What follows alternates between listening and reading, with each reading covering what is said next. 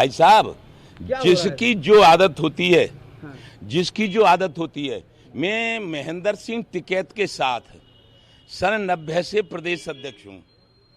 ये तब राकेश टिकैत तब पुलिस का सिपाही था दिल्ली पुलिस में। इसके छोटे भाई नरेश टिकैत जो आज राष्ट्रीय अध्यक्ष हैं वो हल चलाते थे। इनके तीसरे नंबर के एक भाई हैं, वो वहाँ मील था उसमें चपरासी थे। सबसे छोटा सुरेंद्र पढ़ता था, हालत खराब थी, कमजोरी थी। इसने फिर मतलब जैसे ही महेंद्र सिंह टिकैत का संगठन बढ़ा और हमको शामिल किया, बढ़ाया, तैसे ही इसने फिर दलाली बट्टा शुरू किया था राकेश टिकैत ने। तभी से ये हर कोई काम इसने आज तक जेपी ग्रुप से चले जाओ आप नोएडा में, जेपी ग्रुप से ठगा, ये बिना ठगे किसी काम ही करता। अब ये कांग्रेस की फंडिंग से चल रहा है। वहाँ ये बताइए, पक्के मकान सड़कों पे बनाकर वहाँ काजू, बादाम, पिस्ता, किशमिश, ये बोरे के बोरे शराब की बोतलें ये उड़ रही हैं, मजे मार रहा है। सर ये बताइए, इतना सब कुछ किसान समझ क्यों नहीं रहे? उसके अरे साथ किसान कौन है? समझ आए, असली देसी किसान जो किसान है वो कोई नहीं है वहाँ। वहाँ केवल शराब पीने वाले और नोट लेने वाले हैं। 100 200 रुपया रोज ले लिए और शराब पी ली। कब तक चलेगा? तो चुनाव है सर। ये तो ऐसा है, वो तो ज्यादा दिन इसलिए चला रहा है कि जब तक रहेगा तब तक फंडिंग मिलती रहेगी। छोड़ देगा तो फंडिंग कौन देगा उन्हें? रास्ता क्या है सर? कौन बैठेगा? रास्ता ये पूरे किसानों को गुमराह कर रहे हैं। रास्ता ये है कि 3 अक्टूबर को हम पंचायत कर रहे हैं, जहां उनके पिताजी ने 32 साल पहले इमलिया, उमरगढ़, फिरोजाबाद 32 साल पहले हमारी क्षेत्र की भीड़ के सामने हमें प्रदेश अध्यक्ष बनाया था। उसी पे हम पंचायत कर रहे हैं, ठेठ किसानों की। और सरकार से कह रहे हैं आ जाओ वहाँ, मुख्यमंत्री से भी कहेंगे आ जाओ, आज मिलेंगे उनसे। यानी कि मंच तैयार होगा वहाँ पे फिर? बिल्कुल, मतलब जब असली किसान की आवाज बुलंद होगी वहाँ से। सिर्फ उत्तर प्रदेश के किसान रहेंगे या देश भर के किसान? देश भर के किसान रहेंगे। आएंगे और हाँ, अरे हमारा 22 प्रदेश संगठन है भाईजान। ऐसा तो नहीं लगेगा कि आप सरकार से मिल गए हैं और वो सरकार के विपक्ष में है? मैं सरकार से कुछ नहीं मिल गया हूँ। क्यों नहीं मिल गया हूँ? उत्तर प्रदेश में यदि भाजपा की सरकार है तो मुख्यमंत्री से बात करनी पड़ेगी। और देश में यदि भाजपा की सरकार है तो प्रधानमंत्री से बात करनी पड़ेगी। आज सोनिया गांधी से बात करने से कुछ होता नहीं है। यदि हम करें बात बहन जी मायावती से तो कुछ हो जाएगा। यदि मुख्यमंत्री और प्रधानमंत्रियों से बात करने पे हमें भाजपा का बना दिया जाता है तो ये गलत है। जो प्रधानमंत्री हो 11 में और 13 में प्रधानमंत्री थे मनमोहन सिंह, उनसे कहने गए थे, उनने नहीं बात मानी, घोषणा कर दी कांग्रेस हराओ। विपक्ष वाले तो कह रहे हैं हम तो अन्ना आंदोलन का बदला ले रहे हैं, क्योंकि जिस तरह से तमाम दल वहां पे दे रहे हैं, तो माहौल क्या चल रहा है सर? वो वही जो 2000 रामलीला में चल रहा था उसी का ऐसा है, मैं बताऊं आपको। हाँ। केंद्र सरकार के जो विरोध लायक हैं, केंद्र सरकार आज है नरेंद्र मोदी की है, सब जानते हैं, आप भी जानते हैं, मैं भी जानता हूं। जो नरेंद्र मोदी के विरोधी हैं वो फंडिंग कर रहे हैं। यहाँ योगी के जो विरोधी हैं वो भी उन्हीं को सहयोग कर रहे हैं, और उनके बस का कोई रोग है नहीं। अच्छा, हमारा काम है, हम राजनीतिक हैं प्योर। जो मुख्यमंत्री होगा, जो प्रधानमंत्री होगा, अपने देश के किसानों के लिए, उससे ही हमें कहना पड़ेगा।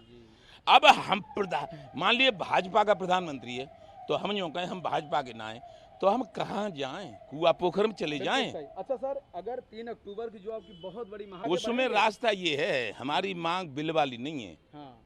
हमारी मांग अलग है, बिल वाली नहीं है मांग। बिल में कुछ संशोधन चाहते हैं? संशोधन चाहते हैं, केवल सीमा, जैसे मतलब जैसे असीमित कोई खरीद न कर सके। उसमें धान इतने बोरा, गेहूं इतने बोरा, सरसों इतने बोरा, इस पर सीमा लगा दी जाए। एक संशोधन चाहते हैं केवल। दूसरी बात यह कि बिल ऐसे जैसे हैं बने रहें। हम चाहते हैं कि 75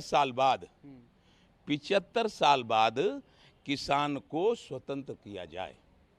आज़ाद देश हुआ है, देश पे आज़ाद के बाद जब प्रधानमंत्री कुर्सी पे बैठे हैं अंग्रेजों के बाद, तभी से किसान आज तक अपने को गुलाम महसूस करता है।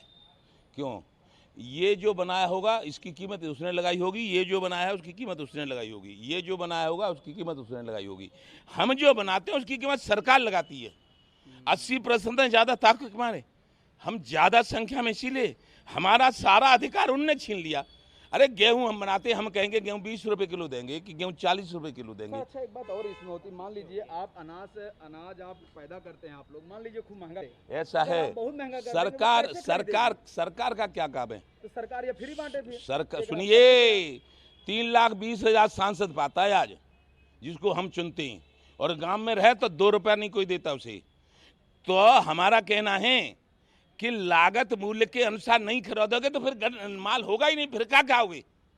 आज 75 साल में ये गत हो गई है, और 75 साल और हो जाएं तो इतना किसान परेशान हो जाएगा, अपने खेतों में बबूल बो देगा, फिर क्या खाओगे बोलो? या जमीन छीन लोगे सब किसानों की? यही करना पड़ेगा। मेरा कहने का मतलब है लागत मूल्य से दौड़ा, जिससे उसकी गुजर होती रहे, उसको दो। तो प्रधानमंत्री कहते हैं दुगना करेंगे, तो वो फार्मूला समझ में नहीं आ रहा है। अरे दुगना हम नहीं चाहते, दुगना नहीं चाहते, हम चाहते हैं लागत मूल्य का दौड़ा दो। और 75 साल की किसान विरोधी नीतियों के कारण आप सुन रहे होंगे कि हर मिनट पे किसान आत्महत्या कर रहा है।